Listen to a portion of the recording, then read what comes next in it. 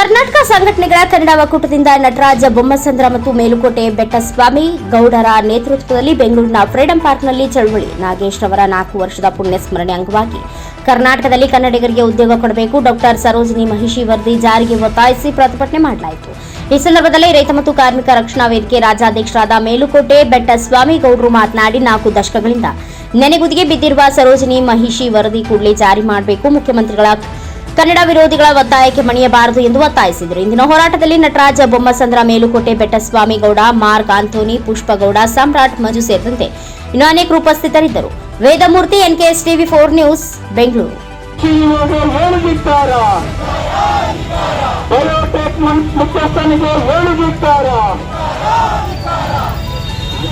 ನಾಡದ್ರೋಹಿಗಳಿಗೆ ಹೇಳಿದಿಕ್ಕಾರ.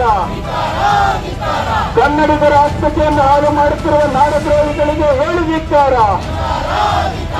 ಬೇಕು ಬೇಕು ಬೇಕು ಬೇಕು ಏತಕ್ಕಾಗಿ ಹೋರಾಟ, ಏತಕ್ಕಾಗಿ ಹೋರಾಟ, ಏತಕ್ಕಾಗಿ ಹೋರಾಟ, ಏತಕ್ಕಾಗಿ ಹೋರಾಟ, ಎಲ್ಲಿಯ ತನಕ ಹೋರಾಟ? ಅಯ್ಯಯ್ಯ ಬೇಕು ಬೇಕು ಕನ್ನಡಿಗರಿಗೆ ಉದ್ಯೋಗ, ಕನ್ನಡಿಗರಿಗೆ ಉದ್ಯೋಗ, ಮಹಿಷಿ ವರದಿ, ಮಹಿಷಿ ವರದಿ. ಧನ್ಯವಾದ. ಇಂದಿಗೆ ನಾವು ಚಳವಳಿ ನಾಗೇಶ್ ಅವರನ್ನ ಕರೆದುಕೊಂಡು 4 ವರ್ಷಗಳಾಗಿವೆ.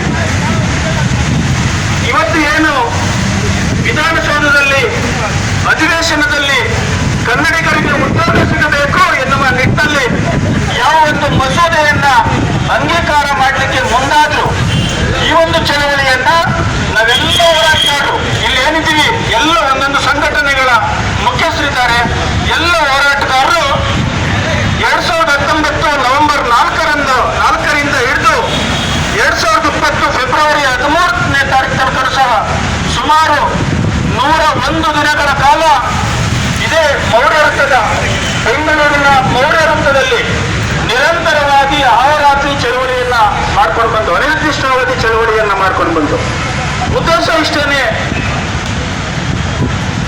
1980